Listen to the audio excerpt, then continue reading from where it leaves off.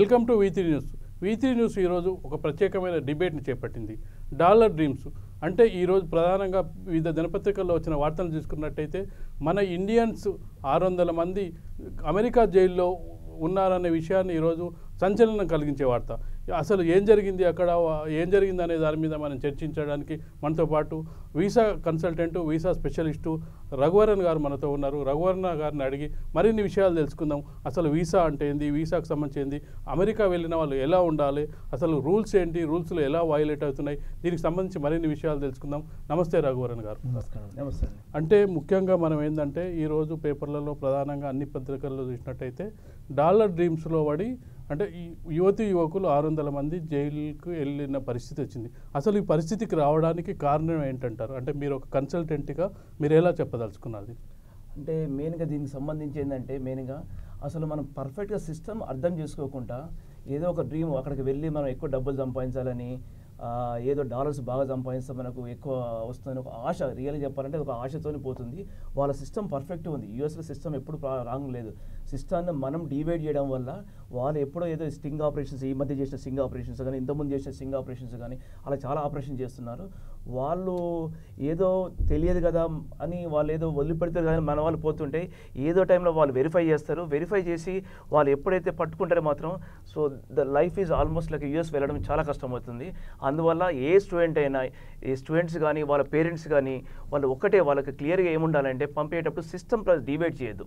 US ఏదైతే system వాళ్ళు frame చేశారో, హోమ్లాండ్ సెక్యూరిటీ వాళ్ళు కానీ, లేకుంటే యూఎస్ కాన్సులేట్స్ కానీ, యూఎస్ ఎంబసీస్ కానీ, ఒక స్టూడెంట్ వెళ్ళాలంటే యూనివర్సిటీని ఏ విధంగా చూస్ చేసుకోవాలి, based on the knowledge, based on the GRE, based on the TOEFL, based on the IELTS, వాళ్ళకి ఏ విధంగా ఉందో దాన్ని చూస్ చేసుకొని వాళ్ళు ఎలిజిబుల్లా కాదా, వాళ్ళకి అంత ఆర్థిక స్తోమత ఇక్కడ ఉన్నదా లేదా. సో ఎగ్జాంపుల్ ఒక యూనివర్సిటీకి వెళ్ళి ఒక 25 lakhs ఫీ అవుతుంది, వాళ్ళకు ఒక 12 lakhs వరకు వాళ్ళకు ఎక్స్పెన్సెస్ అవుతుందంటే ఆ టోటల్ వాళ్ళకి కెపాసిటీ ఉన్న వాళ్ళు వెళ్తే so there will not be any problem. But మనం ఏదో డ్రీమ్ ఏంటంటే అక్కడికి వెళ్ళి మనం వేరే జాబ్ చేసుకొని తర్వాత సెమిస్టర్ ఫీ పే చేసుకోవచ్చు అని, తర్వాత అక్కడ కాలేజీ వెళ్ళకుండా, యూనివర్సిటీ వెళ్ళకుండా వాళ్ళు వేరే ఇక్కడ ఇల్లీగల్ జాబ్ చేయడము. సో దాంట్లో వాళ్ళు ఏదైతే డెసిగ్నేట్ చేసే అవర్స్ కంటే ఎక్కువ జాబ్, వీక్లీ 20 hours అంటే 20 hours కంటే ఎక్కువ చేయడము. సో అది kind of like this kind of inviting the problems. అంటే ఇన్వైటింగ్ మీన్స్ అంటే మామూలుగా ఏంటంటే వెళ్ళే వాళ్ళందరూ ఫస్ట్ టైం వెళ్ళేటప్పుడు అంటే పీజీ కోర్సులకు హయ్యర్ కోర్సులు చదవడానికి వెళ్తారు. హయ్యర్ కోర్సుకి వెళ్తున్నప్పుడు వాళ్ళకు అంటే ఏ వీసా ద్వారా వెళ్ళాలి అంటే చాలామందికి అవగాహన ఉండదు. అంటే ఏదో అమెరికా అంటే వెళ్ళాలనే ఒక లక్ష్యం ఉంటుంది. అమెరికా వెళ్ళేటప్పుడు ఏ ప్రాతిపదికన వెళ్ళాలి, ఎలా వెళ్తే మనం అక్కడ సేఫ్ ఉంటాం, మళ్ళీ ఎన్ని సంవత్సరాలు మనం అక్కడ ఉండొచ్చు, అంటే ఇలాంటివన్నీ మీ దగ్గరికి వచ్చే స్టూడెంట్స్ ఎవరైనా అట్లా అంటే ఆ కన్సల్టెన్సీ తీసుకొని వెళ్తున్నారా, ఊరికే వెళ్తున్నారా ఫ్రెండ్స్ సాయంతో అనేది ఇక్కడ ప్రధాన ప్రశ్న. ఇప్పుడు మెయిన్గా ఇక్కడ ఏంటంటే మనం ఈ క్వశ్చన్కి ఒక మంచి క్వశ్చన్ ఇది. దీనికి మీరు ఒక 10 years బ్యాక్ మీరు చూసారంటే మీరు అడిగిన దానికి కరెక్ట్ ఉందన్నమాట. ఎందుకంటే అప్పుడు ఇంత అవేర్నెస్ లేదు, అక్కడ ఆన్లైన్ ఇన్ఫర్మేషన్ అప్పుడు ఇంత లేదనమాట. ఇప్పుడు చాలామంది almost every alternate house person is in US. ప్రతి ఒక్క మనం ఒక 2 houses ఒక హౌస్లో ఒక పర్సన్ అక్కడ యూఎస్లో ఉన్నారు. ఇన్ఫర్మేషన్ కావాల్సినంత ఇన్ఫర్మేషన్ మనకు గూగుల్ సెర్చ్లో కానీ ఇక్కడ చాలా కన్సల్టెన్సీస్ ఉన్నాయి. తర్వాత ఎవ్రీ సెమిస్టర్ ఫారెన్ యూనివర్సిటీస్, చాలా యూనివర్సిటీస్ వచ్చేసి వాళ్ళు చాలా ఇక్కడ వాళ్ళు సెమినార్స్ కండక్ట్ చేస్తున్నారు. సో I-20s ఇవ్వడానికి చాలామంది ఇన్వైట్ చేస్తున్నారు. Information is available, proper information available ఉంది. అవైలబుల్ లేని ప్లేస్లో కూడా ఇన్ఫర్మేషన్ తీసుకోవడం ఈ రోజులో పెద్ద కష్టం కాదు అసలు. So what are the eligibilities అని చెక్ చేసుకోవడం చాలా easy. It's only kind of like ఒక ఆశ, రియల్ చెప్పాలంటే డాలర్ మీద ఉన్న క్రేజీతోని మనం ఇది వాళ్ళు దాంట్లోకి వెళ్తున్నారు. కానీ అంటే డాలరు క్రేజీ అంటే ప్రస్తుతానికి ఏంటంటే మనం చూసుకున్నట్టయితే మనదంటే అంటే ఇక్కడ ఉన్న నిరుద్యోగ సమస్యను ఆసరా చేసుకోనో కాకపోవచ్చు, ఇక్కడ ఉద్యోగాలు దొరికాయని అంటే కొన్ని ఆర్థికపరమైన ఇష్యూస్ కూడా ఇక్కడ ఉన్నాయి. అంటే ఉద్యోగం ఇక్కడ చేయడం కష్టం, మనం అక్కడికి వెళ్ళి ఎడ్యుకేషన్ పరంగా వెళ్ళి అక్కడ సెటిల్ అయితే కొంత ఫైనాన్షియల్గా సపోర్ట్ వస్తుంది అని అంటే రకరకాల యాంగిల్స్ ఉన్నాయి. ఓన్లీ డాలర్ అని ఒక పరిధి కావచ్చు, బట్ డాలర్ అనే చెప్పడానికి వీల్లేదు. ఉద్యోగాలు దొరకని వాళ్ళు కూడా వెళ్తున్నారు. అంటే వెళ్ళే వాళ్ళు ఎలా జాగ్రత్త తీసుకోవాలి అనేది ఇక్కడ ప్రశ్న. మెయిన్గా వెళ్ళే వాళ్ళు ఏంటంటే ఎలిజిబిలిటీ చెక్ చేసుకోవాలి. వాళ్ళు యాక్చువల్గా ఫస్ట్ ఎలిజిబిలిటీ ఏంటంటే వాళ్ళకున్న ఇక్కడ basic example if they are going for post graduation, వాళ్ళ గ్రాడ్యుయేషన్కి ఏ యూనివర్సిటీ సూట్ అవుతుంది, based on the GRE score, based on the IELTS score. So వాళ్ళు ఏం సూట్ అవుతుంది ఫస్ట్ చెక్ చేసుకొని వాళ్ళ ఫైనాన్షియల్ స్టేటస్ కూడా చెక్ చేసుకోవాలి. ఇప్పుడు ఈ రోజున బ్యాంక్స్ కూడా మంచిగా లోన్స్ ఇస్తున్నాయి. ఆ లోన్ ప్రకారం కానీ లేకుంటే రియల్గా వితౌట్ లోన్ వాళ్ళకి ఏమైనా అంత ఆర్థిక స్తోమత ఉంటే దాని ప్రకారం వెళ్తారంటే వాళ్ళకి ఎలాంటి ప్రాబ్లం ఉండదు వాళ్ళకు అని మనకు ఆ ఎలిజిబిలిటీ ప్రాపర్గా చెక్ చేసుకోకుండా లేదు ఎవరో ఫ్రెండ్ వెళ్ళారు వాళ్ళు మంచి సెటిల్ అయ్యారు, ఏదో నేబర్ వెళ్ళాడు వాళ్ళు they are making lot of money అని ఆ బేస్ మీద వెళ్ళే వాళ్ళకు సో ఇలాంటి ప్రాబ్లమ్స్ రావడానికి చాలా ఈజీ స్కోప్ ఉంటుంది. అంటే ఒకటి ఏంటంటే ఇప్పుడు వెళ్తున్న వాళ్ళకి సమస్య లేదు, అంటే వాళ్ళు వెళ్ళిన తర్వాత అక్కడే ఉండి సెటిల్ అవ్వాలి. H1B వీసా అంటే వీసాలలో వాళ్ళకంటే H1B వీసా వస్తే అక్కడ సెటిల్ కావచ్చు, ఉద్యోగం చేసుకోవచ్చు అనే ఒకటి ఉంది. అది కరెక్టేనా? అంటే ఇప్పుడు ఈ మధ్య కూడా మీకు లాస్ట్ 1 వీక్ నుంచి చూస్తుంటే యుఎస్ గవర్నమెంట్ కొన్ని బెనిఫిట్స్ యాడ్ చేస్తున్నారన్నమాట. ఎవరైతే F1 చేస్తున్నారో F1 వాళ్ళకి ఎక్కువ అధిక ప్రాధాన్యత. యాక్చువల్గా F1 అంటే మనకు 3 రకాల వీసాల గురించి మనం మాట్లాడుకుంటే F1, M1, J1 ఉంది. అంటే వీటి గురించి అసలు అవగాహన వెళ్ళే వాళ్ళకు ఉందా? ఒకసారి మీరు కూడా ఒకసారి చెప్తే మన ఛానల్ చూసే వాళ్ళు కూడా తెలుసుకుంటారు. F1 వీసా అంటే స్టూడెంట్ వీసా అండి. F1 వీసా మీరు అడిగారు. ఇంకోటి M1 వీసా. M1 వీసా అంటే వొకేషనల్ కోర్సెస్ సంబంధించిన వీసా అని M1 వీసా అంటారు. ఇంకోటి మీరు J1 వీసా. J1 వీసా అంటే యూనివర్సిటీ స్కాలర్స్. ఇప్పుడు ఒక యూనివర్సిటీలో ఒక స్కాలర్ ఉన్నాడంటే దానికి సంబంధించింది వేరే కంట్రీ పోయి వేరే యూనివర్సిటీలో అది చేయడానికి వెళ్ళేది J1 వీసా అనమాట. J1 వీసాలో మనకు స్టైఫండ్ వస్తుంది. F1 వీసాలో మాత్రం మనకు ఓన్ ఫండ్తోనే మ్యాక్సిమం ఓన్ ఫండ్తోనే వెళ్ళవలసి వస్తుంది. అది F1 వీసా తర్వాత వాళ్ళ తర్వాత H1 వీసా కన్వర్ట్ కావడానికి అవకాశం ఉంది. అంటే ఇక్కడ మనం తెలుసుకున్నట్టయితే F1 వీసాకు సంబంధించి వీళ్ళంటే విద్యార్థులు వారానికి ఒక 15 గంటలు ఆన్లైన్ క్యాంపస్లో వర్క్ చేసేయడానికి అలాట్మెంట్ ఉంటుందండి. M1 వీసాకి పార్ట్ టైం ఉద్యోగాలు చేసుకోవచ్చు ఇమిగ్రేషన్ వాళ్ళు అనుమతితోటి. అవునండి. J1 వీసాకి ఏంటంటే విద్యార్థులు వర్క్ అండ్ స్టే అమెరికాలో సంపాదించుకోవచ్చు. దీనికి కూడా విదేశాంగ శాఖ అనుమతి. అంటే ప్రతి దానికి అనుమతితో మాత్రమే ఏది చదువుకున్నా ప్రాక్టికల్ చేసినా ఏది చేసినా అనుమతితో ప్రకారమే చేయాలి. అంటే ఇవన్నీ రూల్స్ పాటిస్తున్నారా మన వాళ్ళు అక్కడ అనేది సమస్య. ఇప్పుడు చాలా మంది ఏంటంటే F1 మోస్ట్ ఆఫ్ ది మీరు చెప్పిన 3 కేటగిరీలు ఏంటంటే major category I think around 90% of the people are on F1. So J1 అనేది వెరీ లిమిటెడ్ అండి, వెరీ లిమిటెడ్. అది only university scholars senior scholars వాళ్ళు వెళ్తారు. సో ఆ విషయంలో ఎప్పుడు ఇంతవరకు మనం ఎప్పుడు ఏ ప్రాబ్లమ్స్ వినలేదు. M1 వీసా కూడా వెరీ రేర్ అనమాట. M1 అనేది వొకేషనల్ కోర్సెస్ ఉంటాయి, అది కూడా చాలా రేర్ కోర్సెస్ ఉంటాయి. మేజర్ ప్రాబ్లమ్ మీరు టీవీలో చూసినా కానీ న్యూస్ మీడియాలో చూసినా కానీ మేజర్ ప్రాబ్లమ్ వచ్చేసి ఏంటంటే F1 వీసాకే ప్రాబ్లమ్స్ వస్తున్నాయి. F1 వీసాలో many people are going like with some people like they have the knowledge but they think like as after going there we can do ఏదైనా చేసుకోవచ్చు అనే ఒక రాంగ్ ఇంప్రెషన్తో వెళ్తున్నారు. వాళ్ళకు ఐదర్ వాళ్ళ ఫ్రెండ్స్ వాళ్ళు ఎలా ఎంకరేజ్ చేసినా కానీ లేకుంటే వాళ్ళ పేరెంట్స్ అలా ఎంకరేజ్ చేసినా that's not the right thing. So they should go properly with proper information. And F1 తర్వాత వాళ్ళు definitely they can convert to H1. అంటే H1 కన్వర్ట్ అవ్వడానికి ఉండే అవకాశాలు ఏంటి అక్కడ? H1 కావడానికి ఎలా అవకాశాలు ఉంటుందంటే ఎవ్రీ ఇయర్ ఇప్పుడు మీరు లాస్ట్ ఇయర్ వరకు చూసుకుంటే ఎవ్రీ ఇయర్ ఒక 65,000 quota of the H1 visas ఉంటాయి అనమాట. దాంట్లో మేజర్ మనకు వచ్చేసి ఇండియన్సే ఉంటుంది. ఆ ఇండియాలో కూడా మన సౌత్ ఇండియన్సే ఎక్కువ ఉంటారు అనమాట మేజర్ కోటా. సో దాంట్లో కూడా వాళ్ళకి ఏంటంటే F1 వాళ్ళకు 20,000 సపరేట్ కేటగిరీ ఇచ్చారు దాంట్లో. సో 20,000 వరకు వాళ్ళకు టాప్ ప్రియారిటీ ఉంటుంది. ఇది కైండ్ ఆఫ్ రిజర్వేషన్. 20,000 వీసాస్ వరకు వాళ్ళకి రిజర్వేషన్ ఉంటుంది అనమాట. సో ఆ విధంగా వాళ్ళు కన్వర్ట్ కావచ్చు. అది F1 చేసిన తర్వాత వాళ్ళు ఓపీటీ చేసుకోవచ్చు. ఓపీటీ చేసిన తర్వాత ఓపీటీ అప్రాక్సిమేట్లీ ఒక 24 months వాళ్ళకి టైం ఉంటుంది. ఓపీటీలో జాబ్ చేసుకోవచ్చు. And at the same time they can apply for H1 visa. So OPT 24 months అంటే ఒక 1 year వాళ్ళు H1 అప్లై చేస్తారంటే ఇప్పుడు మనకి ఏంటంటే H1 కోటా కంటే వాళ్ళు అప్లై చేసే వాళ్ళు ఎక్కువైపోయారు.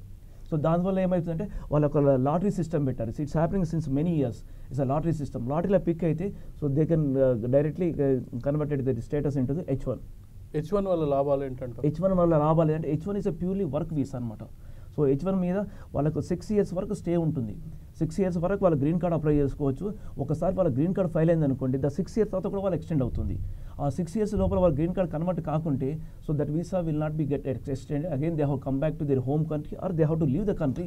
అంటే ఇంకొకటి ఏంటంటే ఇప్పుడు 5 years కానీ వెళ్తారు మామూలుగా ఎడ్యుకేషన్ F1 వీసా మీద 5 yearsకి వెళ్తారు. వెళ్ళిన తర్వాత వాళ్ళకు ఒకవేళ H1 వీసా రాకపోతే వాళ్ళు రిటర్న్ వచ్చి మళ్ళీ వెళ్ళే అవకాశం ఏమైనా ఉంటుందండి. డెఫినెట్గా ఉంటుంది. F1 మీద వాళ్ళకి ఎడ్యుకేషన్ అయిపోయిన తర్వాత ఉంటుంది. లేదు యూఎస్లో ఉన్నప్పుడు కూడా వాళ్ళు వేరే కోర్స్ చేసుకోవచ్చు. ఇప్పుడు ఎగ్జాంపుల్ మాస్టర్స్ వాళ్ళు అంటే ఇక్కడ సమస్య అదేంది, వేరే కోర్సు చేసే విషయంలోనే గవర్నమెంట్ ట్రాప్ చేసింది కదా. వేరే కోర్సు చేస్తున్నా అంటే ఎవరెవరు వేరే కోర్సు ట్రై చేస్తున్నారనే విషయంలో వాళ్ళు ఒక స్పెషల్ అంటే ట్రాప్ చేయడానికి పెట్టిన యూనివర్సిటీ. అందులో క్లాసులు లేవు అసలు. స్ట్రింగ్ ఆపరేషన్ కోసం పెట్టింది. అంటే మన వాళ్ళు ఏంటంటే రెండో కోర్సు ఎక్స్టెన్షన్ కోసం చేసుకునే కోర్సు లాగా ఉపయోగపడి దాంట్లో చేరారు. అంటే అది అంటే వాళ్ళ తప్పు అనుకోవడానికి కూడా వీళ్ళు, ఎందుకంటే మనకి ఇంకొక కోర్సు అడిషనల్గా వస్తుంది, మనం ఇంకొక 5 years ఉండొచ్చు కదా అనే ఆశతో వెళ్ళుంటారు. బట్ వాళ్ళ స్ట్రింగ్ ఆపరేషన్ అనే విషయం తెలియదు కదా. ఇలాంటి పరిస్థితుల్లో ఎలా ఉండాలి అక్కడ అమెరికా అంటే వాళ్ళు ఎక్స్టెండ్ చేసుకోవడానికి there is two things. Real అవసరం నెక్స్ట్ మీరు మన కంప్యూటర్ సైన్స్ వెళ్ళారనుకో, కంప్యూటర్ సైన్స్ తర్వాత if you like with management science మీరు రియల్ ఎక్స్టెండ్ చేసుకున్నారంటే తెలియనంటే ఎనీ ప్రాబ్లం ఇద్దరు యూనివర్సిటీస్ వెల్కమ్ చేస్తాయి, ఎందుకంటే they need the international students, they need the fund also, university fund also, they welcome. But ఇక్కడ వాళ్ళు ఇప్పుడు ఎవరైతే సోకాళ్ళు ఐ మీన్ కొంతమంది మీ దగ్గర చెప్తున్నారో కొంతమంది పట్టుబడ్డారని, వాళ్ళు ఏంటంటే ఎలిజిబిలిటీ లేకుండా వేరే దానికి ఎక్స్టెండ్ చేసుకున్న వాళ్ళు, ఎలిజిబిలిటీ లేకుండా. సో వాళ్ళు న్యాచురల్గా ఏంటంటే గవర్నమెంట్ కూడా వాళ్ళకు స్పై ఆపరేషన్ జరుగుతుంది. సో దాంట్లో వాళ్ళకి డౌట్ ఎప్పుడో చాలా ఇన్ఫర్మేషన్ వచ్చేసింది, ఇన్పుట్ వచ్చేసింది. వీళ్ళు ఏం చేస్తున్నారంటే బ్యాక్ వెళ్ళకుండా వాళ్ళ హోమ్ కంట్రీకి వెళ్ళకుండా H1కి ట్రై చేయడం, లేకుంటే ఇల్లీగల్ జాబ్ చేసుకోవడం, దాంతో ఈ వీసాని స్టేటస్ యూజ్ చేసుకుంటాం. వాళ్ళకి ఎప్పుడో ఇన్ఫర్మేషన్ ఉంది, ఆ ఇన్ఫర్మేషన్ ప్రకారం వాళ్ళు స్టింగ్ ఆపరేషన్ చేశారు. స్టింగ్ ఆపరేషన్లో they have caught many people. అంటే యాక్చువల్గా అయితే 800 మంది అప్లై చేశారు, అంటే అందులో 200 మందికి ఇంకొక 2 years 3 years వాళ్ళకు టైం కూడా ఉన్నప్పటికీ వాళ్ళని వదిలేశారట. ఈ 600 మెంబర్స్కి మాత్రం వాళ్ళ టైం అయిపోయిందట. టైం అయిపోయి నెక్స్ట్ కోర్స్ కొరకు వాళ్ళు ప్రయత్నం చేసిన వాళ్ళు వీళ్ళందరినీ ప్రస్తుతానికి అరెస్ట్ చేశారు. అంటే అరెస్ట్ చేసిన తర్వాత వాళ్ళు అంటే ఇండియాలో కానీ అంటే వెళ్ళే వాళ్ళకి భయం ఉంటుంది, పేరెంట్స్కి భయం ఉంటుంది. యాక్చువల్గా అమెరికా వెళ్ళే వాళ్ళు తీసుకోవాల్సిన జాగ్రత్తలపై ఇప్పుడైనా పేరెంట్స్ ఏమన్నా అంటే తగు జాగ్రత్తలు తీసుకుంటారని మనకు. సో మెయిన్గా పేరెంట్స్ తీసుకోవాల్సిన జాగ్రత్తలు ఏంటంటే మీరు ఎప్పుడు మీ చిల్లను స్ట్రెస్ చేయకండి. ఏంటంటే మా పక్క వాళ్ళ అబ్బాయి ఎంత సంపాదిస్తున్నాడు, లేకుంటే ఈ అబ్బాయి ఎంత అలాంటి కంపారిజన్ పెట్టకండి. So when they are going for education let them finish their course, either like masters కానీ గ్రాడ్యుయేషన్ కానీ సిన్సియర్గా ఫినిష్ చేయండి. వీక్లీ ఎన్ని అవర్స్ ఇస్తారో 15 hours కానీ 20 hours, depends on university and depends on their courses. Some times like they may get 20 hours, some times they get 15 hours. అది exceed కావద్దండి, ఎంతవరకు ఉన్నదో అంతవరకే వాళ్ళకు అన్ని అవర్స్ మాత్రమే చేయాలి. సో తర్వాత ఎడ్యుకేషన్ మీదనే కాన్సన్ట్రేట్ చేయాలి. వాళ్ళకి ఎడ్యుకేషన్ నెంబర్ ఆఫ్ అవర్స్ తక్కువ ఉంటుంది, క్లాస్ రూమ్ అవర్స్ తక్కువ ఉంటుంది, ఎక్కువ హోంవర్క్ డిపెండెన్సీ ఉంటుందన్నమాట. సో ఆ టైంలో వెళ్ళి ఈ వర్క్ పక్క పెట్టేసేసి వెళ్ళి జాబులు చేయడం, అనవసరంగా వాళ్ళకి ఎడ్యుకేషన్ మీద కాన్సన్ట్రేషన్ లేకపోవడం, రియల్గా కోర్స్ అయిపోయిన తర్వాత రియల్ జాబ్స్కు ట్రై చేసేటప్పుడు ఎలిజిబుల్ కాకపోవడం, వాళ్ళు ఇంటర్వ్యూస్లలో షార్ట్ లిస్ట్ కాకపోవడం, ఇవన్నీ ప్రాబ్లమ్స్ అవుతాయి. సో పేరెంట్స్ 80% ఎవరు కంపారిజన్ పెట్టకూడదండి. వాళ్ళు రియల్గా ఎడ్యుకేషన్ అంటే ఎడ్యుకేషన్కి వెళ్ళాలి, ఎడ్యుకేషన్ కంప్లీట్ చేయాలి. ఎడ్యుకేషన్ కంప్లీట్ చేసినాక let them try for the H1 conversion. H1 conversion mostly అవుతుంది. If not like first time కాకుండా మళ్ళీ ఒక 1 year ఉంటుంది మనకు, ఆ 1 yearలో మళ్ళీ చేసుకోండి. If not it's not completed they can come back. So మన కంట్రీలో కూడా మనకు చాలా అవకాశాలు ఉన్నాయి, ఇప్పుడు విపరీతమైన అవకాశాలు ఉన్నాయి. సో ఓన్లీ మనకు యూఎస్లో ఉంటేనే లైఫ్ ఉంటుంది, యూఎస్లో ఉంటేనే మనకు మనీ సంపాదించవచ్చు. ఇండియాలో ఏం లేదు, అటువంటి ఇంప్రెషన్ కూడా లేదండి. అటువంటి ఇంప్రెషన్ల వరకు మీరు ప్రెజర్ చేయకూడదు, చిల్డ్రన్ ప్రెజర్ చేయకూడదు. Even students also don't go into that loop. So మీరు బీ క్లియర్, మీ just go through information nowadays, every information is available online and Google and many places. So just go as per university rules and immigration rules. So do not bypass any rule. So మీరు మీ friends కానీ ఎవరైనా మీ bypass అయ్యారు, వాళ్ళు success అయ్యారు, so నేనైతే పర్లేదని అనుకోకండి. ఎందుకంటే sometimes like they may not be caught but you may be caught. అంటే ఒకటేందంటే అక్రమ వలసదారులు అనే పదాన్ని ఎలా వాడతారు? అక్రమ వలసదారులు అంటే వాళ్ళ రూల్స్ ఏవైతే వాళ్ళు ఉన్నాయో, యూనివర్సిటీ రూల్స్ కానీ ఇప్పుడు F1 ఉన్న రూల్స్ ఉన్నాయో, అంటే దాన్ని అక్రమ వలసదారులు అనడం తప్పు కాదు. ఎందుకంటే వాళ్ళే అలౌ చేసిర్రు, వాళ్ళే వీసా ఇచ్చారు, వాళ్ళే ఇండియా రమ్మన్నారు, చదువుకోమన్నారు. చదువుకున్న తర్వాత సరే స్టూడెంట్స్ ఏంటంటే సరే ఇంకో కోర్స్ చేయడానికో ఇంకో 2 నెలలు ఎక్స్టెండ్ చేయడానికో వాడికి ఒక ఆశ ఉంటుంది. దాన్ని అక్రమ వలసదారులు అంటే అదొక అంటే పెద్ద పదం. అక్రమ వలసదారులు అంటే అక్రమంగా చొరవలే వాళ్ళు లీగల్గానే వెళ్ళారు. లీగల్గా వెళ్ళిన వాళ్ళని అక్రమ చొరబాతులని అమెరికన్ గవర్నమెంట్ ఎట్లా డిసైడ్ చేస్తుంది? అది దానికి ఎలా ఉంటుందంటే, ఐఎమ్ గివింగ్ అన్ ఎగ్జాంపుల్. ఒక అక్రమ వలస అంటే ఒక స్టూడెంట్ వీసాకు ఒక స్టూడెంట్కి F1 మీద వెళ్ళిన క్యాండిడేట్కు 2020 వరకు 2020 జూన్ వరకు వాళ్ళకి వీసా వ్యాలిడిటీ ఉందనుకోండి. After 20 June they have to come back. అంటే దాన్ని నేను ఏమంటున్నా అంటే వచ్చిన వాళ్ళు లీగల్గానే వచ్చారు, తర్వాత ఇల్లీగల్ అయ్యారు, బట్ అక్రమ వలస కాదు కదా అనేది ఇంపార్టెంట్. అంటే అది ఇప్పుడు ఆ వర్డ్కు దానికి ఇట్స్ లైక్ బ్రాడ్ మీనింగ్ ఉంటుందండి. ఇప్పుడు దానికి ఎలా ఉంటుందంటే, ఒకవేళ టైం అయిపోయినాక ఉంటున్నావు అంటే నువ్వు అక్రమంగా ఉంటున్నట్టే. Your stay is illegal. See, once your visa status is expired, still you are staying in the అదే కంట్రీలో మీరు ఉంటున్నారంటే it's like illegal stay. So illegal stay అయినప్పుడు ఆ వలస కూడా ఇల్లీగల్ అయిపోతుంది. సో ఎంట్రీ వలస కాకుండా ఉన్న పొజిషన్ చూస్తే అక్రమ వలస అంటే ఉంది illegal, but before coming that is the లీగల్గానే వచ్చారు. అంటే వాళ్ళు ఇమిగ్రేషన్ ఇవ్వడం, వీసా ఇవ్వడం, వాళ్ళు అప్రూవ్ చేయడం, వాళ్ళ యూనివర్సిటీలో వీళ్ళు వెళ్ళి చదవడం, యూనివర్సిటీలో కోర్స్ కంప్లీట్ చేయడం, ఇవన్నీ అంటే ఒక అమెరికా పౌరుడు ఏమేం రూల్స్ పాటించాడు అవన్నీ ఈ 5 ఏళ్ళు పాటించారు.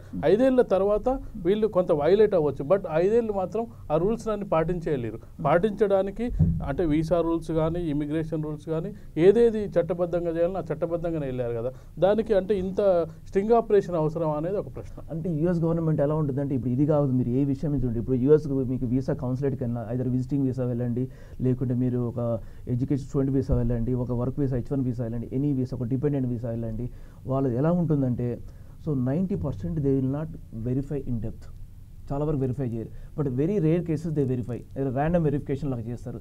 సో దాంట్లో వాళ్ళు ఎక్కడైతే వాళ్ళు పట్టుకున్నారో దాన్ని వాళ్ళ ఉన్న రూల్స్, వాళ్ళ ఉన్న చట్టం మొత్తం దాని మీద ఇంపోజ్ చేస్తారు. సో ఇప్పుడు స్టింగ్ ఆపరేషన్ కూడా అంతే అనమాట. వాళ్ళు ప్రతి ఒక్కరిని చెక్ చేస్తలేరు, ఎవరినో కొంతమంది డౌట్ వచ్చిన వాళ్ళు చెక్ చేస్తున్నారు. డౌట్ వచ్చిన వాళ్ళు ఎవరైతే పట్టుకున్నారో they are thinking like many people are coming, ఈ విధంగా వస్తున్నారనే ఉద్దేశంతో వాళ్ళు ఒక అంచనాకు వచ్చేసి ఒక బ్యాడ్ ఇంప్రెషన్ క్రియేట్ చేస్తున్నారు. అంటే సౌత్ ఇండియా ఈ తెలుగు వాళ్ళు ఇంతమంది వస్తున్నారు ఇదని ఒక బ్యాడ్ ఇంప్రెషన్ క్రియేట్ చేస్తున్నారు. అక్రమ వలసదారనే వర్డ్ కూడా కరెక్ట్ వర్డ్ కాదు యాక్చువల్ చెప్పాలంటే. ఆ వర్డ్ అయితే కరెక్ట్ కాదు, అక్రమంగా ఉంటున్నారంటే కరెక్ట్ గా, అక్రమంగా ఉంటున్నారంటే అంటే నువ్వు అన్ని ఏ రూల్స్ అయితే పెట్టినావో ఆ రూల్స్ ప్రకారం వాళ్ళు వచ్చారు. వచ్చిన తర్వాత 5 ఏళ్ళు కంప్లీట్ కోర్సు కూడా కంప్లీట్ చేసినాక వాళ్ళకు ఒక ఆశ ఏంటంటే మరికొంతకాలం ఉందామని. మరికొంతకాలం ఉండడానికి వాళ్ళకున్న ప్రొవిజన్స్ సరిపోకపోతే ఏం చేయాలని నెక్స్ట్ వాళ్ళని పట్టుకొని మీ దగ్గర టైం అయిపోయింది మీరు వెళ్ళిపోవచ్చు అని చెప్పొచ్చు. కానీ ఇట్లా స్ట్రింగ్ ఆపరేషన్ చేసి ఇరికించడం అనేది ఎంతవరకు అనేది ప్రశ్న. అంటే అసలు ఇదిగా చెప్పాలంటే this not fair and US government also. ఇప్పుడు యూఎస్ గవర్నమెంట్ విషయంలో ఫేర్ కాదు వాళ్ళు. కాకుండా వాళ్ళు ఎలా ఆలోచిస్తారంటే ఒక స్టింగ్ ఆపరేషన్ చేసినామంటే ఎంటైర్ కంట్రీలో ఎవరైతే ఉంటారో అందరినీ ఒక భయపెట్టే విధంగా అందరికీ ఒకటి ఏంటంటే ఇప్పుడు మన కంట్రీ కంటే వాళ్ళకి చాలా రూల్స్ ఉన్నాయి. ఎందుకంటే మన కంట్రీలో ఎవరు వస్తారు ఎవరు వెళ్తారు, అసలు ఇండియాలో ఎవరు, అసలు ఆధార్ కార్డు ద్వారానే ఇప్పుడు ఆధార్ కార్డు వద్దనే సంఖ్య ఉంది. కానీ అసలు అమెరికాకు ఎవరు ఎంటర్ అవుతారు, ఎక్కడ ఉంటారు, వాళ్ళకు బ్యాంక్ కార్డు ఇట్లాంటివి ఇచ్చిన అన్ని ఇన్ఫర్మేషన్ ఉంటుంది. అలాంటి ఇన్ఫర్మేషన్ నువ్వు 2015 వచ్చినావు, 2020కి నీది అయిపోతుంది. నువ్వు అంటే వాళ్ళ అడ్రస్ దొరకడం ఈజీ. వాళ్ళు ఎప్పుడైతే అడ్రస్ ఇచ్చారో లేకపోతే రిలేటెడ్ అంటే వాళ్ళని నోటీసులు ఇచ్చో లేకపోతే పంపడం చాలా ఈజీ. పంపడం ఈజీ వదిలేసుకొని అంటే దీన్ని ఒక పెద్ద భూతంలాగా చూపించడం అనేది ఎంతవరకు కరెక్ట్ అనేది యాక్చువల్ చెప్పాలంటే it's not fair and US government. Homeland security విషయం కూడా ఎలాంటి ఫేర్ కాదు. యూఎస్ గవర్నమెంట్ ఎలా ఉంటుందంటే అవకాశవాదంతో ఉంటుంది అనమాట. When they need the people, when they need mind power they keep quiet. వాళ్ళు ఏం మాట్లాడరంటే రూల్స్ గురించి ఏం మాట్లాడరు. మీరు అక్రమంగా ఉన్న విషయం వాళ్ళకి అన్నీ తెలుసు. వాళ్ళకి ఎందుకంటే వాళ్ళ ఇంటెలిజెన్స్ ప్రపంచం మొత్తాన్ని వాళ్ళకి ఒక థర్డ్ అయితే ఇండియాలో ఏం జరుగుతుందో చెప్తారు. వాళ్ళు అన్నీ చెప్పగలుగుతారు. వాళ్ళు they know like how many people are staying there legally or illegally, how many countries, Chinese కానీ ఇండియన్స్ కానీ మెక్సికో కానీ మెనీ కంట్రీస్, ఎంతమంది కంట్రీస్ ప్రతి ఒక్కరు వాళ్ళకి తెలుసు. But when they need like when వాళ్ళకి కావాల్సినంత మ్యాన్ పవర్ కావాలి వాళ్ళకు ఉన్నప్పుడు మాత్రం వాళ్ళు కామ్ ఉంటారండి. వాళ్ళది హైలీ ఏమంటారు, వాళ్ళది ఒక మేనేజ్మెంట్ స్కిల్. అది వాళ్ళకి ఎప్పుడైతే వద్దు వీళ్ళని భయపెట్టించి పంపించాలనుకున్నారండి ఇలాంటి స్టింగ్ ఆపరేషన్స్ పెడతారు. లేకుంటే విపరీతమైన పేపర్ల అది ఒక భయంకరమైన న్యూస్ ఇస్తుంటారు, అక్రమ వలసదారులని జైల్లో పెట్టడం అని, లేకుంటే వీళ్ళకి ఇంకోసారి ఫ్యూచర్లో లైఫ్ టైం యూఎస్కు బ్యాన్ చేస్తామని కానీ ఒక రకమైన భయానకమైన వాతావరణాన్ని క్రియేట్ చేస్తారు వాళ్ళకు. సో వాళ్ళది ఏమంటారంటే వాళ్ళది ఒక kind of management skill use చేస్తున్నారు. ఫేర్ కాదు అది. ఒక విధంగా చెప్పాలంటే ఈ ఇండియాకు అమెరికాకి ఏమైనా రిలేషన్స్ దెబ్బతిన్నాయి. ఎందుకంటే గతంలో ఉన్న ప్రెసిడెంట్ కానీ గతంలో ఉన్న ప్రభుత్వాలు కానీ అంటే ఈ విధంగా ఎప్పుడు భారత్ పట్ల వివరించలేదు. భారత్ను ఒక మిత్ర దేశం కానీ భారత్ వాళ్ళు సాఫ్ట్వేర్ స్కిల్స్ అని భారత్ వాళ్ళు చాలా కష్టపడి పనిచేస్తారని కొన్ని అభిప్రాయాలు అయితే ఉన్నాయి అమెరికన్స్కి. అట్లాంటిది ఇప్పుడు అంటే ఈ ట్రంప్ వచ్చిన తర్వాత అంటే టైట్ చేస్తారు. గతంలో చైనా మీద టార్గెట్ వేసిండు, ఇండియా అంటే కొంచెం చూడు ఈ మధ్య కాలంలో ఇండియాని టార్గెట్ చేయడానికి కారణం ఏంటంటే మెయిన్గా ట్రంప్ వచ్చిన తర్వాత ట్రంప్ రావడమే ఆ నినాదం ఏంటంటే స్వదేశీ మా దేశంలో జాబులు మీరు వేరే కంట్రీస్ వాళ్ళు తీసుకెళ్తున్నారు. మెయిన్గా ఏంటంటే ఐటీ మొత్తం మ్యాక్సిమం ఐటీలో మన వాళ్ళే ఉన్నారు, ఇండియన్స్ చాలా వరకు ఉన్నారు software side. So major portion మనది. సో వాళ్ళకి ఏమనిపిస్తుంది అంటే మా లోకల్ వాళ్ళకి జాబ్స్ దొరకట్లేదు, వీళ్ళే వచ్చేసి మా జాబ్స్ అని తీసుకుంటున్నారు, మా ఎంప్లాయ్మెంట్ అంతా పోతున్నది అనే ఒక నినాదంతో ఆయన వచ్చిన ప్రెసిడెంట్ ఆయన. సో న్యాచురల్గా ఏంటంటే ఆయన దాన్నే ఎక్కువ ఆపరేషన్లో పెట్టాడు, దాని మీద ఎక్కువ టైట్ చేస్తున్నాడు. మనం గత 20 years నుంచే చూడండి, మీరు 1998 నుంచి చూడండి, 1998లో ఇంత ఘోరమైన పొజిషన్ ఎప్పుడూ లేదు. అందరు ఎందుకంటే they need Indian man power. ఇప్పుడు ఎందుకంటే ఇండియన్ సాఫ్ట్వేర్ ఇంజనీర్ లేకుంటే ఇప్పుడు అమెరికాలో కూడా అంత సాఫ్ట్వేర్ డెవలప్ కాలేదు, షట్ డౌన్ అయిపోతుంది కదా ఇమీడియట్. అసలు ఇండియన్ ఇంజనీర్లు అందరూ ఒకరోజు మానేస్తే షట్ డౌన్ అయ్యే పరిస్థితి ఉంది వాళ్ళకి. ఒకవేళ ఇప్పుడు ఈ ప్రోడక్ట్ మీరు ఏ ప్రోడక్ట్ చూసుకోండి, ఇప్పుడు యాపిల్ ప్రోడక్ట్ చూసుకోండి, మైక్రోసాఫ్ట్ ప్రోడక్ట్ చూసుకోండి, ఈ టేక్ ఎనీ సాఫ్ట్వేర్ ప్రోడక్ట్స్ వరకు చూసుకోండి, అన్ని దగ్గర మ్యాక్సిమం నెంబర్ మన ఇండియన్ సాఫ్ట్వేర్ ఇంజనీర్స్ ఉన్నారు. సో వాళ్ళకి అవసరంతో చాలా మందిని పిలిపించుకున్నారు ఇండైరెక్ట్గా. పిలిపించుకున్నారు. ఇప్పుడు వాళ్ళ ఆల్మోస్ట్ ఏంటంటే వాళ్ళ అవసరం సరిపోయే స్టేజ్కి వచ్చేసింది, నీడ్ ఫుల్ఫిల్ అయ్యే స్టేజ్కి వచ్చేసింది. ఎట్ ది సేమ్ టైం ఏంటంటే ట్రంప్ వచ్చేసిన తర్వాత ఇంకా ఈ వ్యత్యాసం అనేది చాలా పెరిగిపోయింది. కైండ్ ఆఫ్ లైక్ నుంచి ఏం చెప్పాలంటే ఒక రేసిజం టైప్లో ఏంటంటే వాళ్ళు వస్తున్నారు మా జాబులు తీసుకుపోతున్నారని. రియల్గా చెప్పాలంటే America it self immigrant country అండి. అమెరికాలో ఎవరు ఎక్కడ పుట్టలేదు. అమెరికాలో మొత్తం అందరు వెళ్ళిన వాళ్ళే ఒక వలస దేశం అమెరికా. అసలు వేరే వాళ్ళను ఒక ఇమిగ్రెంట్ అనే రైట్ కూడా ఎవరికి లేదు. రియల్ అమెరికన్స్ అక్కడ ఎవరు లేరు. ఎప్పుడో రెడ్ ఇండియన్స్ ఉన్నారో వాళ్ళు అసలు ఎక్కడ ఉన్నారో ఎవరికి తెలియదు. ఇప్పుడు ఇప్పుడు ఉన్న ప్రెసిడెంట్ కానీ సెనేటర్స్ కానీ అందరూ ఒక కంట్రీ నుంచి వాళ్ళ అక్కడ పోయి సెటిల్ అయిన వాళ్ళు. అక్కడ ఇంకా లోకల్ నినాదమే ఉండదు కదా. అట్లాంటప్పుడు లోకల్ నినాదం అవసరం లేదు. ఎందుకంటే అందరూ అమెరికా నుంచి వచ్చిన వాళ్ళే మిగతా వాళ్ళతో పాటు ఇండియా వాళ్ళు కూడా లేదు. ఇండియా వాళ్ళు పని చేస్తున్నారు వరకు. అంటే ఇంత టైట్ చేయడం ఓకే, అంటే వాళ్ళ రూల్స్ ప్రకారం నడిపించుకోవడం ఓకే, కానీ రూల్స్ పేరుతో అమానుషంగా వ్యవహరించడం అనేది కరెక్ట్ కాదని అభిప్రాయం. అంతే. ఇప్పుడు that's there country, so they have their kind of rules, set of rules ఉన్నాయి వాళ్ళకు. సో మనము దాన్ని ఇప్పుడు ఇంకొకటి ఏంటంటే స్టింగ్ ఆపరేషన్ చేసిన వాళ్ళు ఒక కాలేజ్ పెట్టారు. ఆ కాలేజ్ మీద చర్చలు తీసుకోవాలి కదా. ఆ కాలేజీ క్లాసులు లేవు, ఉట్టిగా ఫీజులు కట్టించుకుంటారు, ఉట్టిగా నీకు ప్రొఫెసర్ లేరు, ఎవరు లేరు. అసలు ఆ కాలేజీ ఎట్లా పెడతారు అనేది కూడా ఇంపార్టెంట్. అంటే it's part of their spying అండి. ఇప్పుడు స్టింగ్ అని చెప్పారు కదా, స్టింగ్ ఆపరేషన్, దాని నేమే స్టింగ్ ఆపరేషన్ కదా.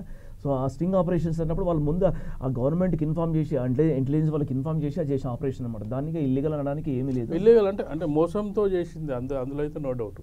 మోసపూరితంగా చేసింది. అంటే విద్యార్థులు, యువకులు వాళ్ళంటే ఆశలు, అంటే కొన్ని ఆశలు ఉంటాయి, కొన్ని బలహీనతలు ఉంటాయి. ఆ బలహీనతల్ని క్యాచ్ చేసుకోవడానికి చేసిన ఆపరేషన్ తప్పిస్తే నువ్వు నిజంగానే పంపించాలంటే అది పెద్ద సమస్య కాదు. అమెరికాలకు ఒక 600 మందిని బయటికి పంపించాలంటే మీ టైం అయిపోయింది, మీరు వెళ్ళండి అంటే అక్కడ అంబాసిడర్ ఉన్నాడు, తెలుగు సంఘాలు ఉన్నాయి, తెలుగు నాయకులు ఉన్నారు. వాళ్ళు అంటే వాళ్ళు ఎప్పుడు వచ్చిరు ఎప్పుడు వెళ్తారు పెద్ద విషయం కాదు. అంటే ఈ విధంగా చేయడం అనేది భారత్ పట్ల కొంత వ్యతిరేక భావం ఉన్నట్టు కనిపిస్తుంది. ఒక విషయం అయితే వెరీ క్లియర్ అండి. ట్రంప్ వచ్చిన తర్వాత భారత్ మీద ఏదో మనం అనుకుంటున్నాం కానీ ఇప్పుడు ఇక్కడ మాత్రం రిలేషన్ మాత్రం ఎక్కడ ఏమి ఎస్టాబ్లిష్ కాలేదు. మన పట్ల ఏమాత్రం ఒక మెర్సీ అనేది, ఒక కనికరకం అనేది ఎక్కడ చూపించినట్టు ఇక్కడ ఏ విషయాలు లేదు.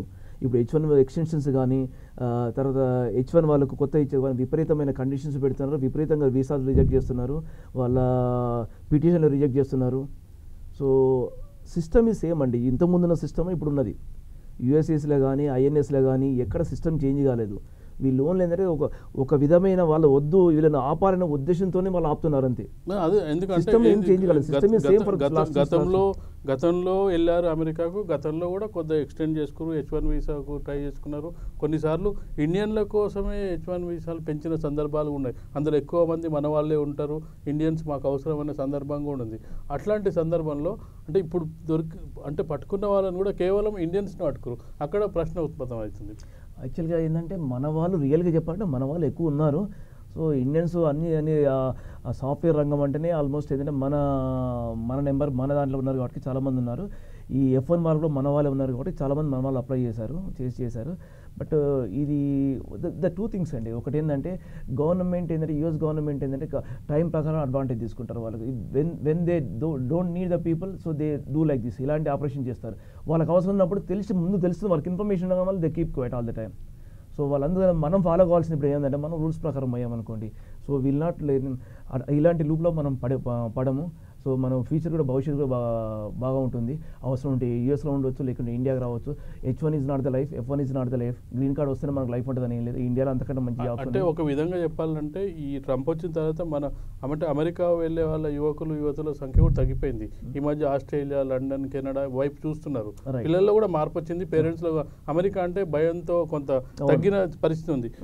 వీళ్ళు అంటే గతంలో వెళ్ళిన వారు, అంటే ట్రంప్ రాకముందు వెళ్ళిన వాళ్ళ పరిస్థితి ఇది. అవునవును. సో ఇప్పుడు వాళ్ళు ఏంటంటే దే నీడ్స్ టు అండర్స్టాండ్ లేదు గవర్నమెంట్ స్ట్రాటజీ అక్కడ ఇప్పుడు ఉన్న గవర్నమెంట్ స్ట్రాటజీ ఏంది, లేకుండా వాళ్ళు ఇప్పుడు వాళ్ళు చేద్దాం అనుకుంటే very clear, very open. So everybody knows like they intentionally వాళ్ళు బాగా టైట్ చేస్తున్నారు. సో ఇంటెన్షనల్గా వాళ్ళు కావాలని H1 పిటిషన్స్ కూడా రిఫ్యూజ్ చేస్తున్నారు. ఒకప్పుడు H1 రెన్యువల్ అంటే 3 years వచ్చేవాళ్ళు, ఇప్పుడు 3 months కూడా ఇస్తున్నారు, 6 months కూడా ఇస్తున్నారు. It's very difficult. అక్కడ అటార్నీస్ మనం వెళ్ళిన క్యాండిడేట్స్ కానీ అటార్నీస్కు ఫీ పే చేసుకుంటా, ఐఎన్ఎస్కు ఫాలోఅప్ చేసుకుంటా, యూఎస్ఎస్ ఫాలోఅప్ చేసుకుంటా, lot of time they are spending. చాలా టెన్షన్లో కూడా ఉంటున్నారనమాట. సో మనం యాజ్ పర్ సిస్టమ్ పోవడం it's only one option for us. ఇప్పుడు మనం దాన్ని సిస్టమ్ మనం ఏం డివైడ్ చేయలేము. వాళ్ళతో వాళ్ళ తప్పని కూడా మనం చెప్పడానికి కూడా ఎలాంటి అవకాశం అంటే మాకు లేదు. ఇంకొకటి ఏంటంటే ఏదో అంటే డెడ్ లైన్ ఏదో ఉంది ఫిబ్రవరి 5th వరకు డెడ్ లైన్ అంటారు. అంటే డెడ్ లైన్కి సంబంధించిన అంశం ఏంటి? దేనికి డెడ్ లైన్ అంటున్నారు? అంటే వీళ్ళు వెళ్తే బ్యాక్ ఈ 4 daysలోనే రావాలి డెడ్ లైన్ ప్రకారం అనేది. డెడ్ లైన్ ప్రకారం ఏమంటుందంటే అది విత్ ఇన్ టైంలో వస్తే వాళ్ళకి ఎలా ఉంటుందంటే ఇప్పుడు వాళ్ళు డిపోర్ట్ కారనమాట. వాళ్ళంతా వాళ్ళు వస్తున్నారు. సో ఫ్యూచర్లో వాళ్ళకి వీసాకి ఎలాంటి ప్రాబ్లం, మళ్ళీ వీసా అప్లై చేసుకున్నా కానీ వాళ్ళ హిస్టరీ అనేది క్లీన్గా ఉంటుంది. వాళ్ళు గవర్నమెంట్ పట్టుకొని వాళ్ళని డిపోర్ట్ చేస్తే ఏమవుతుందంటే మళ్ళీ ఫ్యూచర్లో యూఎస్ వెళ్ళాలంటే చాలా కష్టం అవుతుంది. ఆల్మోస్ట్ చాలా 10 years ఒకసారి బ్యాన్ చేస్తారు, ఒకసారి అంతకంటే ఎక్కువ బ్యాన్ చేస్తారు. సో అంటే ఆ బ్యాన్ వల్ల అమెరికాకైనా వేరే దేశాలకు ఏమైనా ఇబ్బంది ఉండే అవకాశం ఉందంట? ఓన్లీ అమెరికా కండి. ఎప్పుడైనా ఒక కంట్రీ ఇన్ఫర్మేషన్ వేరే కంట్రీ ఇన్ఫర్మేషన్ షేరబుల్ ఉండదండి, అన్లెస్ అంటే there very serious cases. In normal cases మాత్రం ఇప్పుడు యూఎస్ అంటే యూఎస్ మాత్రమే సంబంధించింది అంతే. యూఎస్ ఇమిగ్రేషన్ సంబంధించిన ఇన్ఫర్మేషన్ మాత్రం యూఎస్ అంటే వాళ్ళు బ్యాన్ చేసినా కానీ వేరే దేశాలకు ఎలాంటి ప్రాబ్లం లేదండి. వేరే కంట్రీకి ఎలాంటి ప్రాబ్లం, మీరు కెనడాకి వెళ్ళొచ్చు, ఆస్ట్రేలియా వెళ్ళొచ్చు, యూకే వెళ్ళొచ్చు, న్యూజిలాండ్ వెళ్ళొచ్చు. There are many countries like in the world, like US ఒకటే కాదు. సో యూఎస్ ఆపరేషన్స్ ఎప్పుడైనా, యూఎస్ వీసా సిస్టమ్ ఎప్పుడైనా కొంచెం సిస్టమేటిక్గా చెప్పాలంటే సిస్టమేటిక్గా ఉండదని చెప్పొచ్చు. ఎందుకంటే it's the only country system పేరుతో సిస్టమ్ లేకుండా సిస్టమ్ లేకుండా చేసే కంట్రీ అంటే ఓన్లీ యూఎస్ అనమాట. వాళ్ళు ఆల్ ది టైం ఏంటంటే ఓకే మీరు వేరే కంట్రీస్ ఏ తీసుకోండి, ఒక పేపర్ బేస్డ్ ఉంటుంది. అంటే మనం డాక్యుమెంట్ సబ్మిట్ చేసుకుంటే 10 days 15 days 3 weeks మనకు వీసా వస్తుంది. బట్ యూఎస్ లాంటి కంట్రీ ఒకటి మాత్రమే 2 minutes వాళ్ళు దే డిసైడ్ అవర్ ఫేట్. 2 నిమిషాల్లో ఇంటర్వ్యూ తీసుకొని మనం సబ్మిట్ చేసిన పేపర్స్ వాళ్ళకి కనీసం చదివే టైం కూడా దొరకదు. Immediately depends on the visa officer mode, depends on the luck. ఆ పైన టైంలో ఆ లక్ మీద వీసాలు డిపెండ్ అయ్యే ఛాన్సెస్ చాలా ఉన్నాయి. Many cases are like that. నేను చాలాసార్లు మెయిల్స్గా పెట్టాను వాళ్ళకు, but this no proper reply. So వాళ్ళకు ఆ సిస్టమ్ అలా ఉందన్నమాట. వీసాకి వెళ్ళినప్పుడు కూడా సింపుల్గా ఎవరన్నా పిల్లల్ని చూడడానికి వెళ్ళినప్పుడు కూడా వాళ్ళు చాలా క్వశ్చన్ వేసి సారీ నాట్ గ్రాంటింగ్ వీసా అని చెప్పి సింపుల్గా చెప్పి పంపించేస్తారు. చాలా కేసులు అండి అలాంటి కేసులు కోకల్లో ఉన్నాయి. ఇప్పుడు సేమ్ కైండ్ ఆఫ్ పీపుల్, ఒక ఇద్దరు పర్సన్ వెళ్తారు, సేమ్ వాళ్ళకి ఫైనాన్షియల్ సిస్టమ్ సేమ్ ఉంటుంది, సేమ్ ఒకటే కంపెనీలో చేసిన వాళ్ళు ఉంటారు, సేమ్ రిక్వైర్మెంట్ ఉంటుంది. ఫస్ట్ పర్సన్కి వీసా వస్తుంది, సెకండ్ పర్సన్కి వీసా రాదు. So nobody understands why. అది ఓకే. అది ఇంకా గౌరవం ఏంటంటే పిల్లల్ని చూడడానికి తల్లిదండ్రులు భార్య భర్త ఇద్దరు ఒకరికి ఇస్తారు, ఒకరికి ఇయ్యరు. అదొక ప్రాబ్లం ఉంటుంది. వీళ్ళకు విపరీతమైనదండి. వీళ్ళకి ఒక సిస్టమ్ స్ట్రాంగ్, ఒక పర్ఫెక్ట్ సిస్టమ్ ఫాలో లేదు. Only visa officer himself like highest authority there. So visa officer convince we can give the visa. వాళ్ళ వీసా ఆఫీసర్ ఆ మూడు మంచి లేకుండా ఆయనకి ఇష్టం లేదనుకుంటే మాత్రం అప్పుడు రిఫ్యూజ్ చేస్తూ మనం కనీసం ఫర్దర్ లెవెల్ ఇష్యూని ఎస్కలేట్ చేసే అంత రైట్ కూడా ఎక్కడ ఇవ్వట్లేదు మనకు. ఇంకో వీసా రిఫ్యూజ్ ఎందుకు చేస్తారు కూడా మనకు క్లియర్ చెప్పారు. మనకేదో తీసేసి అక్కడ ఉన్న ఆల్రెడీ ఉన్న పేపర్ తీసి మనకు ఇస్తే మన గురించి ఒక కేస్ షీట్ కూడా మనం తయారు చేసి సారీ రిజెక్ట్ అంటారు అంతే. Simple word sorry, I'm sorry, better luck for next time అంటారు. So better luck for next time అంటే నెక్స్ట్ టైం వీసా ఇస్తారని అర్థం కాదు. సో ఇలా మెనీ కేసెస్ అండి అలా. అయితే ఇంకోటి ఏంటంటే ఇప్పుడు తెలుగు సంఘాల కూడా రంగం దిగినట్టు తెలుగు సంఘాల అసోసియేషన్స్ కూడా వాళ్ళు ఏం చెప్తారంటే అంటే స్మూత్ ఫంక్షనింగ్ కొరకు మీరు వీసా గడువు అయిపోయిన వాళ్ళు వెళ్ళిపోండి, వీసా గడువు ముగిసి ఇక్కడ ఉన్న వాళ్ళు కూడా మీరు లాయర్ని పెట్టుకొని లాయర్ ద్వారా బయటకు వెళ్ళండి, కేసులు ఉన్న వాళ్ళని మాత్రం మేము చూసుకుంటాం కానీ స్మూత్ ఫంక్షనింగ్ చేయండి అంటూ వాళ్ళకు ఒక సందేశం అయితే ఇచ్చారంటే ఇక్కడ ఉన్న పేరెంట్స్ భయపడకుండా ఉండడానికి తెలుగు సంఘాల వాళ్ళు అక్కడ ఉన్న సంఘాల వాళ్ళు అంటే నెక్స్ట్ స్టెప్ ఏంటంటే ఇప్పుడు ఒక 500-600 మంది జైల్లో ఉన్నారు, వాళ్ళ పరిస్థితి ఏంటంటారు నెక్స్ట్? ఇప్పుడు అమెరికా చట్ట ప్రకారం ఏంటంటే ఎవరైనా ఇల్లీగల్గా ఉన్నా లేకుంటే ఎవరైనా వీసా గడువు తర్వాత ఉన్నా కానీ వాళ్ళు చేసేదంటే వాళ్ళు బ్యాక్ పంపించడం అంతే. బికాజ్ ఇల్లీగల్ స్టే అనేది నాట్ ఏ క్రైమ్ అండి. అది ఏమైందంటే ఏదో వాళ్ళు అక్కడ వేసి ఏదో దొంగతనం చేశారు లేకుంటే ఇంకేమైనా చేస్తారంటే ఇట్స్ క్రైమ్. ఓవర్ ఏమైనా స్టాబ్ చేస్తారా, వాళ్ళు మానవంగా చేస్తారా, అది క్రైమ్ అనమాట. ఇది ఓవర్స్టే ఉంటే వాళ్ళు చేసేది పట్టుకొని బ్యాక్ పంపించడమే, ఇండియా పంపించడమే. మనతో మనం హ్యాపీగా వస్తున్నాం అంటే వాళ్ళకి ఎలాంటి అబ్జెక్షన్ లేదు వాళ్ళకి. అంటే పట్టుకున్న వాళ్ళకి 5 ఏళ్ళు శిక్ష పడే అవకాశం అంటే రూల్స్ ప్రకారం అంటే శిక్ష పడే అవకాశం కానీ శిక్ష ఎవరికి అంత భయపడడం అవసరం లేదండి. ఎవరైనా పేరెంట్స్ భయపడడం అవసరం ఏమీ లేదు, ఎవరికి ఎలాంటి ప్రాబ్లం లేదు. అన్లెస్ అంటే ఒకవేళ వాళ్ళు ఏమైనా రాంగ్ పేపర్ సబ్మిట్ చేసేసి పేపర్ ఏమైనా మ్యానిపులేట్ చేసి అలాంటి సీరియస్ చేస్తే తప్ప నార్మల్గా ఓవర్స్టే అయిన వాళ్ళకి ఎలాంటి ప్రాబ్లం లేదండి. Definitely they can come back. And వాళ్ళు విత్ ఇన్ టైంలో వచ్చేస్తే కూడా వాళ్ళకి ఏంటంటే నెక్స్ట్ టైం అప్లై చేసినప్పుడు వాళ్ళకు ప్రాబ్లం ఉండదు అనమాట. వాళ్ళ వీసా హిస్టరీ అనేది క్రెడిట్ హిస్టరీ అనేది ఏంటంటే అంత డిస్టర్బ్ కాదు. సో మీ ఎవరైతే ఉన్నారో 600 మంది ఎవరైతే ఉన్నారో మ్యాక్సిమం చాలామంది వాళ్ళ వీసా గార్డ్ లోపల తొందరగా వచ్చేసేయండి. ఎవరైతే మీకు ఏమన్నా మీకు అక్కడ గవర్నమెంట్ నుంచి ప్రాబ్లం ఉన్నప్పుడు ఇమ్మీడియట్గా మీరు అటార్నీ అక్కడ హైర్ చేసేసుకొని మీరు అప్పీల్కి వెళ్ళండి, అది బెటర్ అనమాట. అంటే ఇప్పుడు 8 మంది పరిస్థితి ఏంటంటారు? 8 మందిని అరెస్ట్ చేశారు. వాళ్ళు అందులో తెలుగు వాళ్ళు 8 మంది ఉన్నారు. వాళ్ళు అంటే వీళ్ళ ద్వారానే వాళ్ళు చేరారు. అంటే వీళ్ళ మీద ఇంకా ఏమైనా ఎక్స్ట్రా కేసులు పెట్టే అవకాశం అంటే ఇప్పుడు ఎలా ఉంటుందంటే ఇప్పుడు ఎవరైతే అవసరం ఉందో వాళ్ళు వాళ్ళు మిస్టేక్ చేస్తే పర్లేదు అని ఎవరైతే ప్రోత్సహిస్తున్నారో అది పెద్ద మిస్టేక్ ఇక్కడ. ఇప్పుడు అవసరం ఉండి ఇప్పుడు నాకు అవసరం ఉంది, మీకు అవసరం ఉంది, మీరు వెళ్ళి ఇక్కడ ఓవర్స్ అయ్యారంటే మీకు ఏమైనా ప్రాబ్లం లేదు మీకు. అంటే okay, they can understand as డెస్పరేస్లు చేశారండి.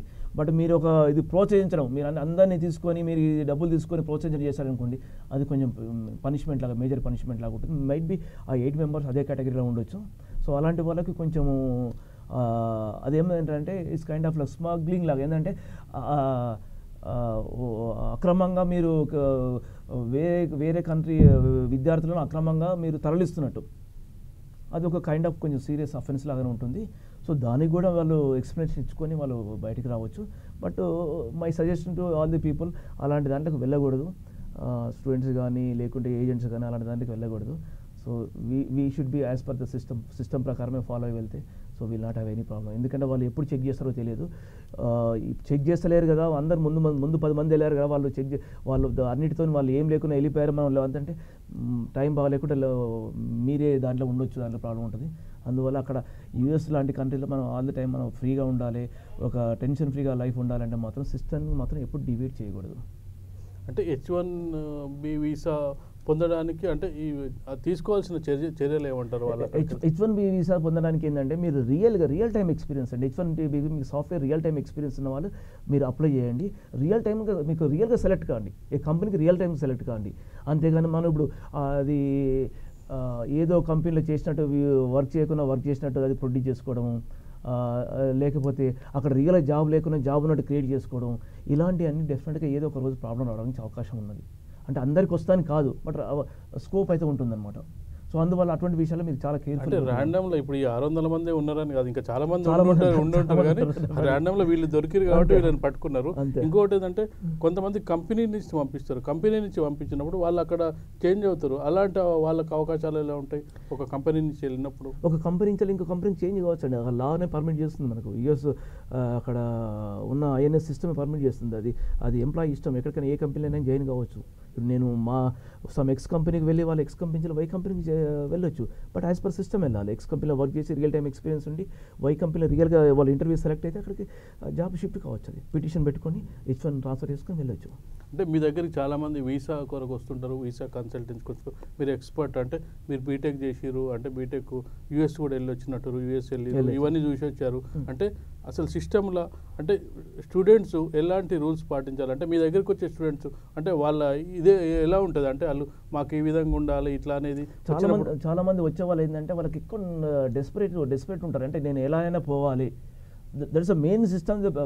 అదే ప్రాబ్లం చాలా ఇక్కడ వరకు వచ్చిందనమాట.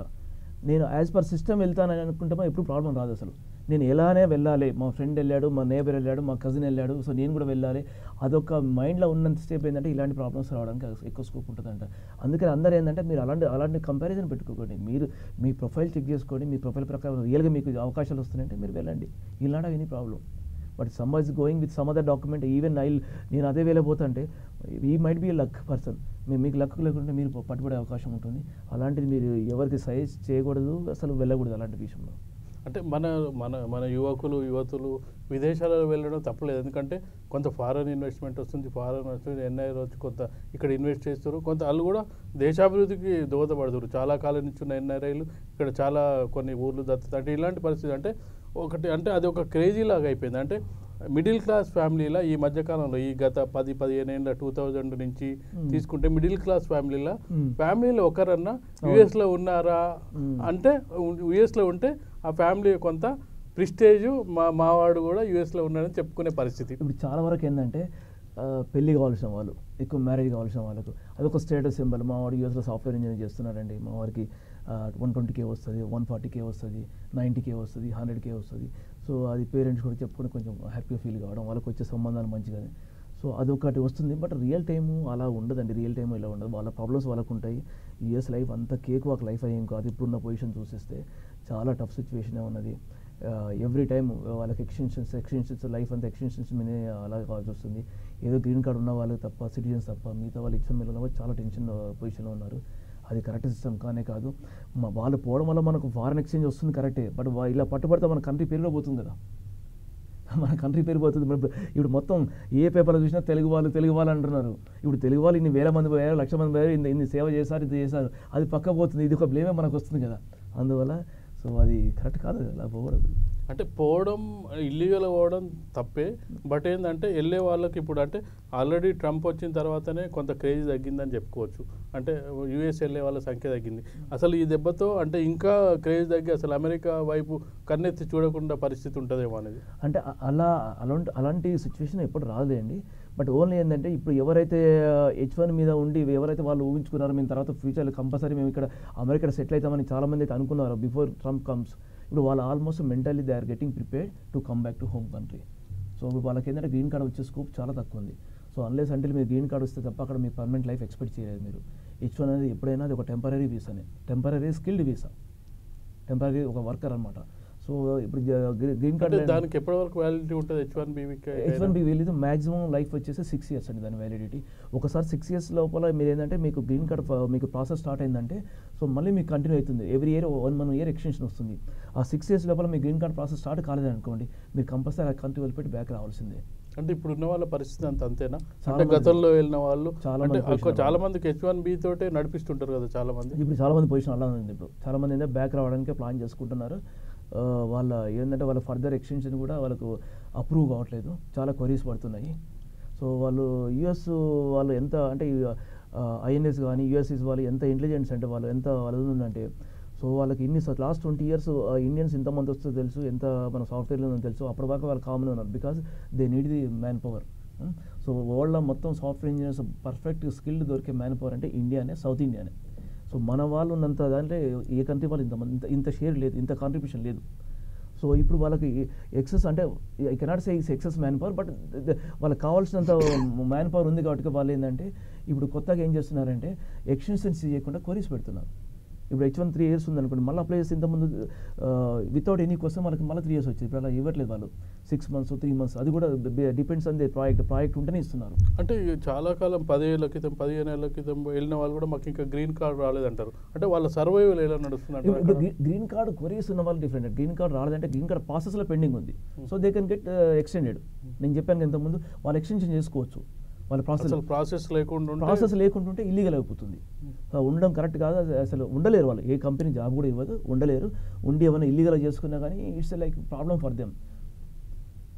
అంటే విద్యార్థులకు అంటే మన సైడ్ నుంచి అంటే మీరు ఒక కన్సల్టెన్సీగా అంటే ఎలా ఉండాలో ఎలా ఉండదు, చేయాల్సినవి చేయకూడనివి అంటే ఒక అమెరికానే కాదు ఏ కంట్రీకి వెళ్ళినా, అమెరికా కాదండి ఏ కంట్రీకి వెళ్ళినా మీరు నాట్ ఓన్లీ యూఎస్, మీరు ఎనీ కంట్రీ యూకే కానీ న్యూజిలాండ్ కానీ ఆస్ట్రేలియా కానీ many other countries like Canada కానీ చాలా కంట్రీస్ ఉన్నాయి.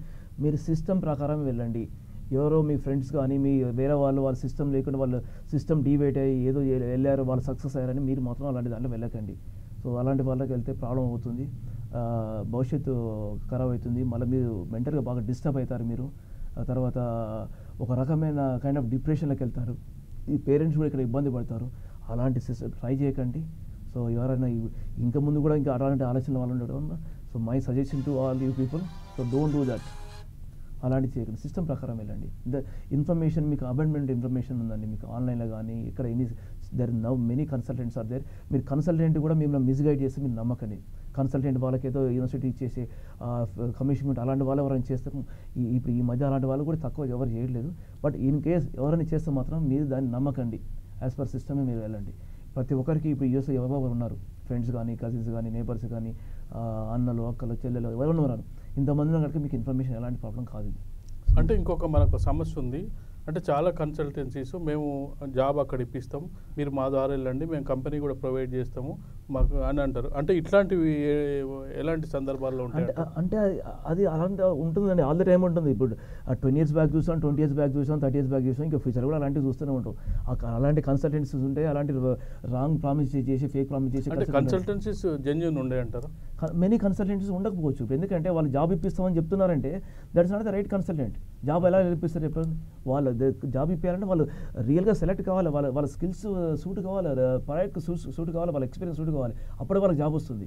ఇప్పుడు someone is like mediating, someone is taking this money and is saying the money. What is the duty of the consultant? ఇప్పుడు right ఉన్న consultancies లో వాళ్ళ డ్యూటీ ఏంది అంటే when comes to the student, మనం స్టూడెంట్ గురించి ఎక్కువ కన్సల్ట్ చేస్తున్నాం, ఎక్కువ డిస్కస్ చేస్తున్నాం కాబట్టి స్టూడెంట్ F1 స్టూడెంట్ కన్సల్టెంట్ ఏంటంటే వాళ్ళు మనకున్న ప్రొఫైల్కి వాళ్ళు మ్యాచ్ చేయాలి, ఏ యూనివర్సిటీ వస్తుందని, వాళ్ళకున్న GRS స్కోర్కు కానీ వాళ్ళకున్న TOEFL స్కోర్, వాళ్ళకు IELTS స్కోర్కు. ఎందుకంటే ప్రపంచంలో ఎక్కువ యూనివర్సిటీస్ ఉన్న దేశం USA, అమెరికానే. సో వాళ్ళకున్న స్కిల్స్కు వాళ్ళకి కావాల్సిన కోర్సు ఏ యూనివర్సిటీలో వస్తుంది. ఇది ఇప్పుడు ఇవి ఒక్కటే కాకుండా వాళ్ళ స్తోమత కూడా వాళ్ళకి, ఎందుకంటే వాళ్ళకి ఫైనాన్షియల్ స్టేటస్ ఏముంది, 20 lakhs పే చేయగలుగుతారా, వాళ్ళ కెపాసిటీ 30 lakhs పే చేయగలుగుతారా, ఎంత పే చేయగలుగుతారు, ఈ అన్ని మ్యాచ్ చేసి పర్ఫెక్ట్ యూనివర్సిటీని వాళ్ళకి మ్యాచ్ చేసి చూపించాలి. That is the responsibility of the consultant. దీనికంటే ఎక్కువ వాళ్ళు ఏం చేయకూడదు, చేసినా కరెక్ట్ కాదు. వాళ్ళేదో డాక్యుమెంటేషన్ ప్రిపేర్ చేయడం కానీ, వాళ్ళేదో ఫైనాన్షియల్ డాక్యుమెంట్స్ వాళ్ళు తయారు చేసి ఇవ్వడం కానీ, లేకుంటే ఎవరైనా రెఫర్ చేయడం కానీ, ఇవన్నీ ఏంటంటే లాస్ట్కి వచ్చే ప్రాబ్లం వచ్చేది స్టూడెంట్స్కే ప్రాబ్లం అవుతాయి. ఎవరైతే మీరున్నారో మీకు ప్రాబ్లం అవుతుంది. అందువల్ల అలాంటి మీరు ఎప్పుడు ఫాలో కావద్దండి, అసలే ఫాలో కావద్దు. అంటే మనం ఒక విధంగా చూస్తుంటే కన్సల్టెన్సీస్ కూడా వాళ్ళ లిమిట్స్ని క్రాస్ చేస్తుండ్రని చెప్పుకోవచ్చు కొంతవరకు. సమ్టైమ్స్ అవుతుంది, చాలాసార్లు ఉంది. మనం ఇంతకుముందు కూడా చాలాసార్లు కేసులు చూసినాము, ఎన్నో కేసులు బుక్ చాలాసార్లు చూసాము. అది అలాంటివి ఎప్పుడు అవుతూనే ఉంటాయి. ఇంత పెద్ద పొటెన్షియల్ ఉన్న కంట్రీలో అలాంటివి వస్తూనే ఉంటుంది. But it's responsibility of the student, అది ఎంతవరకు కరెక్ట్ అనేది అది చూసుకోవాలి. అంటే అంటే వీడు ఉండేదేమో హైదరాబాద్లో, వాళ్ళు ఉండేదేమో యూఎస్లో, యూఎస్ యూనివర్సిటీ గురించి తనకేం తెలియదు. కన్సల్టెంట్ అంటే కన్సల్టెంట్ ఉంది కాబట్టి మా కన్సల్టెంట్ కరెక్ట్ ఇన్ఫర్మేషన్ ఇస్తాడని కొన్నిసార్లు బోలా. అంటే ఎట్లా చూజ్ చేసుకోవడం అనేది ఇంపార్టెంట్. చూజ్ చేసుకోవడం ఇంపార్టెంట్. ఏంటంటే ఫస్ట్ ఏమంటే యూనివర్సిటీ మీరు ఒకసారి మీరు వెళ్ళి సెర్చ్ చేసుకోండి. ప్రతి ఒక్క యూనివర్సిటీకి వాళ్ళ వెబ్సైట్స్ ఉంటాయి, వెబ్సైట్స్కి వెళ్ళి సెర్చ్ చేసుకోండి. వాళ్ళకు ఎంత ఫీ అవుతుంది, ఆ ఫీకి మీ దగ్గర ఎంత స్తోమత ఉన్నది, మీ బ్యాంకులో మీకు ఎంత ఫండ్. ఎందుకంటే మీకు వీసాకి వెళ్ళినప్పుడు compulsory you have to prove that like you have the financial capability to study that course. ఇప్పుడు ఎవరో కన్సల్టెంట్ చెప్తున్నాడు, ఏదో వాళ్ళ ఫండ్ ఏదో వాళ్ళు బ్యాంకులో పెడతారు, మీకు బ్యాంకులో టెంపరీగా పెడుతున్నారంటే అది మీకు తెలుసు కదా, అది మీ మనీ కాదని తెలుసు కదా. సో స్టూడెంట్ అక్కడ తెలిసిపోతుంది అక్కడ మనీ కాదని. సో ఇక్కడ ఏమైందంటే కన్సల్టెంట్ స్టూడెంట్ ఇద్దరు కొలిడే చేసిన మిస్టేక్ లాగా అవుతుంది. సో మరి మీకున్న స్తోమత మీకున్న చూసుకుంటే అక్కడ మీరు కన్సల్టెంట్ గురించి మనం బాధపడడం అవసరమే లేదు. ఎప్పుడైనా ఉంటారండి కన్సల్టెంట్స్, ఎవరైనా ఉంటారు. యాజ్ లాంగ్ యాజ్ వాళ్ళకి డబ్బులు ఇస్తున్నంత వరకు వాళ్ళు చేస్తూనే ఉంటారు, అది అయితేనే ఉంటుంది. బట్ మనం అర్థం చేసుకోవాలి ఎంతవరకు కరెక్ట్ అని. మనం అంటే జనరల్గా ఏంటంటే ప్రాపర్ కన్సల్టెంట్ ద్వారా వెళ్ళాలనేది ఒక అభిప్రాయం ఉంటుంది దేనికైనా. ఇది ఒకటే కాదు, ఇండియాలో ఉన్న ఒక మెంటాలిటీ ఏంటంటే ప్రాపర్ ఎవరి దానిలో వెళ్తేనే పనులు అయితే మనం డైరెక్ట్ చేసుకోలేము అనేది ఇండియన్ ఉన్న మెంటాలిటీ. ఈవెన్ దో చిన్న చిన్న ఆర్టీ ఆఫీస్కి వెళ్ళినా కానీ మనం డైరెక్ట్కి వెళ్ళడం కంటే మధ్యలో బ్రోకర్ ద్వారా వెళ్తే పని అయితే, అంటే ఆ సిస్టంలో ఉన్నదాన్ని అమెరికా అనేది చాలా దూరం కదా, మనకు చాలా కష్టం అనే ఒక అభిప్రాయం అయితే ఉంటుంది. రైట్, డెఫినెట్గా ఉంటుంది. నేను అదే మీకు స్టార్టింగ్లో కూడా అదే చెప్పాను. ఎందుకంటే ఒక 10 years back, 12 years back, 15 years back system different, ఇప్పుడున్న సిచ్యువేషన్ డిఫరెంట్. ఇప్పుడు అంతా ఇన్ఫర్మేషన్ అంతా ఉంటుంది మీకు. Consultant only will provide the I-20 admission మాత్రమే ప్రొవైడ్ చేయడానికి మీకు కన్సల్టెన్సీ సర్వీసెస్ అవసరము. మిగతా సర్వీసెస్ వాళ్ళ దగ్గర ఉన్న చెక్ లిస్ట్ తీసుకోండి. నేను వీసా వెళ్ళడానికి ఏమేమి కావాలి రిక్వైర్మెంట్, ఫైనాన్షియల్ డాక్యుమెంట్ కానీ, లేకుంటే మీ బ్యాంక్లో ఉన్న అమౌంట్ కానీ, లేకపోతే మీ ఎడ్యుకేషన్లో ఇది కానీ, మీరు అవన్నీ మీరు చూసుకోండి, ముందే చూసుకోండి. ఆ చెక్ లిస్ట్ ప్రకారం మీకు మ్యాచ్ అవుతుంది అంటే definitely can opt for the course. అంతేగాని కన్సల్టెంట్ ఏదో నాకు డాక్యుమెంట్ ప్రొవైడ్ చేస్తాడు అతను, నేను అతనికి డబ్బులు ఇస్తాను, 50,000 ఇస్తాను, ₹1,00,000 ఇచ్చేసాను డాక్యుమెంట్స్ కొనుక్కుంటానంటే మాత్రం ఎవరో మిగతా వాళ్ళు ఎవరో సక్సెస్ కావచ్చు, కానీ అందరూ సక్సెస్ అయితే మాత్రం అటువంటి ఇంప్రెషన్లో ఉండకుండా అది రాంగ్ ఇంప్రెషన్ అవుతుంది. అంటే ఇప్పుడున్న పరిస్థితిలో అంటే చాలామందికి అయితే అబ్రాడ్కి వెళ్ళాలని కోరిక అయితే దీంతో చంపుకుంటారని నేను అనుకోను. లేదండి, లేదు, చంపుకోరు. బట్ అమెరికాకి పోతే ఆస్ట్రేలియానో లేకపోతే కెనడానో లేకపోతే లండన్ వేరే, అంటే అక్కడికి వెళ్ళినప్పుడు కూడా ఇలాంటి సమస్యలు రాకుండా ఎలాంటి జాగ్రత్తలు తీసుకోవాలంటారు? సేమ్ అదే అండి. యాక్చువల్గా ఏంటంటే ఇప్పుడు కూడా ఏంటంటే మీరు కంపేర్ చేసుకుంటే ఇప్పుడు అవకాశాలు ఎక్కువ, అమెరికాలో ఎక్కువ అవకాశాలు ఉంటాయి. మీరు compare to other countries like US కానీ, కెనడా కానీ, ఆస్ట్రేలియా, న్యూజిలాండ్, UK, మిగతా ఏ కంట్రీ చూసుకున్నా అమెరికాలో ఉన్న అన్ని అవకాశాలు వేరే కంట్రీస్ తక్కువ అనమాట. ఐటీలో, ఇన్ఫర్మేషన్ టెక్నాలజీ, సాఫ్ట్వేర్ ఇండస్ట్రీలో వరల్డ్లో US తర్వాత ఇండియానే మంచి జాబ్ అవకాశాలు ఉందంటే మిగతా ఏ కంట్రీలో అంత అవకాశాలు అన్ని కంపెనీస్ కూడా లేవు అసలు. సో దానివల్ల ఎందుకంటే ఎప్పుడైనా మనకు అమెరికా వెళ్ళాలనే కోరిక కంపల్సరీ ఎక్కువనే ఉంటుంది. ఇంకొకటి ఏంటంటే కొన్ని ఆస్పెక్ట్లో చూస్తే ఏంటంటే అమెరికాలో ఏంటంటే మీకు సెటిల్ కావడానికి ఇప్పుడు ఈ 1-2 years ప్రాబ్లం, కానీ ఇంతకుముందు సెటిల్ కావడానికి చాలా ఫ్యామిలీ సెటిల్ అయినాయి. వాళ్ళు అసలు లక్షల ఫ్యామిలీ సెటిల్ అయినాయి. మీరు విజిటింగ్ మీద వెళ్ళి మీకు అక్కడ విజిటింగ్ మీద వెళ్ళిన ఒక కపుల్కి అక్కడ పిల్లలు పుడితే కూడా గ్రీన్ కార్డ్ ఇస్తారు. సో అలాంటి అవకాశాలు వేరే కంట్రీలు ఎక్కడ లేవు అసలు. సో అందువల్ల ఏంటంటే అమెరికాకు అంత స్కోప్ ఉన్నది ఇది. So only because many people are going since 20 years, లక్షల మంది పోతున్నారు. So they are finding everywhere. ఎక్కడ చూసినా మన వాళ్ళే పడుతున్నారు, ఏ రెస్టారెంట్లో చూసినా మన వాళ్ళే మంచి మంచి లగ్జరీస్ కార్స్ కొంటున్నారు, మన వాళ్ళే మంచి బిల్డింగ్స్ కడుతున్నారు. వాళ్ళకి ఒక కైండ్ ఆఫ్ ఏంటంటే ఆ కంపారిజన్ అంటే కంపారిజన్ గవర్నమెంట్ నుంచే ఎలక్షన్ వచ్చే ఉన్నాయి, ఎలక్షన్ ఇయర్లో ఇట్లా చేయడం వల్ల ఏమన్నా ప్రాబ్లమ్స్ అవుతున్నాయో అని అనిపిస్తుంది. అంటే ట్రంప్ వచ్చింది అదే బేస్ కార్డు తోటి, ఇప్పటివరకు ఏం చర్యలు తీసుకోలేదు, ఇప్పుడైనా తీసుకోకపోతే పబ్లిక్లో నెగిటివ్ వస్తుంది అనే భావన కూడా కలిగి ఉండొచ్చు. అంటే ఇంతకుముందు బిఫోర్ ట్రంప్ వచ్చినాక ఇంకా ఆ పార్షాలిటీ ఎక్కువైపోయింది అనమాట. ఇంతకుముందు మీరు చెప్పినట్టు 2011, 2012 కూడా స్టింగ్ ఆపరేషన్ జరిగాయి. అంటే చిన్నవి లిమిటెడ్, అంటే చాలా లిమిటెడ్గా కొంతవరకు ఎవరైతే బాగా అనుమానాలు ఉన్నాయో, బాగా కేసులు అంటే ఒక సిబిఐ రైడ్స్ లాగా జరిగినాయి తప్పిస్తే దీన్ని కావాలని పెట్టి చేయించిన ఇదిగా కనిపిస్తుంది. ఎక్కువ మాత్రం ట్రంప్ వచ్చినాక ఈ పార్షాలిటీ చాలా పెరిగింది. అది కూడా మన ఇండియన్స్ మీదనే, ఎస్పెషల్లీ సౌత్ ఇండియా కూడా ఎస్పెషల్లీ తెలుగు వాళ్ళే మనకి మేజర్ నెంబర్ మన వాళ్ళే ఉన్నారు. ఆ ప్రాబ్లమ్స్ రియల్ చెప్పాలంటే ఇప్పుడు ఏవైతే ప్రాబ్లమ్స్ ఫేస్ చేస్తున్నారో యూఎస్లో, మన బ్యాలక్ ఫ్రంట్ ఎండ్ మనమే ఉన్నాం, ఇప్పుడు మనమే ముందు మనమే ఎక్కువ ఫేస్ చేస్తున్నాం. అందువల్ల జాగ్రత్త పడడం తప్ప దానికి మన మిగతా స్కోప్ అయితే ఏమీ లేదు. జాగ్రత్త పడి సిస్టమ్ ఫాలో అవుతాం. అంటే ఇంకొకటి ఏంటంటే ఇప్పుడు ఎక్స్టర్నల్ అఫైర్స్ మినిస్టర్ కానీ, అంబాసిడర్ వ్యవస్థ కానీ, అంటే వీళ్ళ పట్ల ఎలా వివరించాల్సిన అవసరం ఉంటుంది? అంటే ఇప్పుడు వీళ్ళు ఏంటంటే మన ఇండియన్ గవర్నమెంట్, ఇప్పుడు ఇండియన్ సెంట్రల్ గవర్నమెంట్ కూడా ఏం చేయగలుగుతారు? ఇప్పుడు వెళ్ళి మా వాళ్ళు తప్పు చేశారు, వాళ్ళను ఎక్స్క్యూజ్ చేయమని చెప్పలేరు కదా. వాళ్ళే ఒప్పుకుంటున్నారు మేము తప్పు చేసామని. వాళ్ళు విత్ డాక్యుమెంటరీ ఎవిడెన్స్తో పట్టుబడ్డప్పుడు యాజ్ పర్ వాళ్ళ కంట్రీలో ఉన్న శిక్ష ప్రకారం వాళ్ళు శిక్షార్హులు అంతే అవుతారు. కానీ ఇప్పుడు ఏ ఇండియన్ ఎంబసీ వెళ్ళి, ఇండియన్ అంబాసిడర్ వెళ్ళి అక్కడ ఏం రికమెండ్ చేయలేడు. It's not possible also. So ఇప్పుడు మనం ఎవరిని బ్లేమ్ చేయడానికి కూడా ఏం స్కోప్ లేదు ఇప్పుడు. సో మిగతా విషయంలో ఏదో మనం ఇంతకుముందు చూసాం ఇన్సిడెంట్, ఎవరో ఫైర్ చేశారు, కొంతమంది చనిపోయారంటే అటువంటి విషయం ఇండియన్ అంబాసిడర్ ఇన్వాల్వ్ అవుతాడో, దానికి కావాల్సిన హెల్ప్ చేయగలుగుతారు. ఇప్పుడు ఇలాంటి విషయంలో ఏంటంటే కొంచెము మన ఇండియన్ ఎంబసీ కూడా ఏం చేసే పొజిషన్ లేదు. వాళ్ళు అన్లెస్ అంటిల్ మనం చేంజ్ కావడం తప్ప అక్కడ ఏం చేసే పొజిషన్. అంటే ఇప్పుడున్న పరిస్థితిలో కనీసం అంటే ఈ 500 మందిని బయటికి పిలిపించి ఇండియాకు పంపించడం, ఇల్లీగల్ బయటకు పంపించడం, అంటే కొన్ని చర్యలు తీసుకుంటే కొంత సాఫ్ట్నెస్ కనిపిస్తుంది కదా అక్కడ చూడడానికి. అదే ఇప్పుడు అందుకనే తెలుగు సంఘాలు కూడా ఇన్వాల్వ్ అవుతున్నారు. ఇప్పుడు ఇలాంటి ఇంటర్వ్యూస్, డిబేట్స్ కూడా జరుగుతున్నాయి కాబట్టి వీటి వల్ల ఏంటంటే కొంచెం చేంజ్ అని వస్తుంది. ఇప్పుడు దీంతో this news become a very big news for the like people are staying in US అని F1 వాళ్ళ పేరెంట్స్ కూడా చాలా పెద్ద న్యూస్ అయిపోయింది. సో దీంతో ఫర్దర్గా ఇలాంటి చేసే వాళ్ళు చాలా తగ్గుతుంది. అంటే కంప్లీట్గా అవుతుంది కాదు కానీ బట్ చాలా తగ్గుతుంది. అంటే మనం ఎంతవరకు ఉండాలనో అంతవరకు ఉండగలిగితే అయిపోద్ది. అయిపోయిన తర్వాత రావడం, కావాలంటే మళ్ళీ వెళ్ళడం, మళ్ళీ చదువుకోవడం, అంతే. వచ్చే వరకు ఉండడం తప్పిస్తే ఇల్లీగల్గా ఉండాలనే ఆలోచనకు స్వస్తి పలికితే సరిపోతుంది కదా. అది పర్ఫెక్ట్ అందరికి అదే చెప్తున్నా అనమాట. అమెరికా ఒకటే లైఫ్ కాదండి. లైఫ్లో అమెరికా అనేది జస్ట్ మనం పోవడం ఒక పార్ట్ ఒకటే. సో అమెరికా కంటే మనం కూడా ఈక్వల్గా డెవలప్ అవుతున్నాం. మనలాగా మంచి కంపెనీస్, సాఫ్ట్వేర్ యూఎస్లో ఏదైతే కంపెనీ ఉందో అన్ని కంపెనీస్ ఇండియాలో ఉన్నాయండి. సో అలాంటి ప్రాబ్లమ్స్ మనకి ఎక్కడా లేవు. ఓన్లీ థింగ్ ఏంటంటే మీరు సిస్టమ్ ఫాలో అవ్వండి. ఇండియాకి వచ్చినంత మాత్రం మీకు జాబులు రావని, లేకుంటే మీరు సోషల్గా ఏదో మీరు ఒక డిగ్రేడ్గా ఫీల్ కావాల్సిన అవసరమే లేదు. You have very good respectable life in India. So దాని గురించి ఎక్కువ మీరు డెస్పరేట్గా ఉండి మిస్టేక్స్ చేయకండి, ఇంటెన్షనల్గా మిస్టేక్ చేయకండి.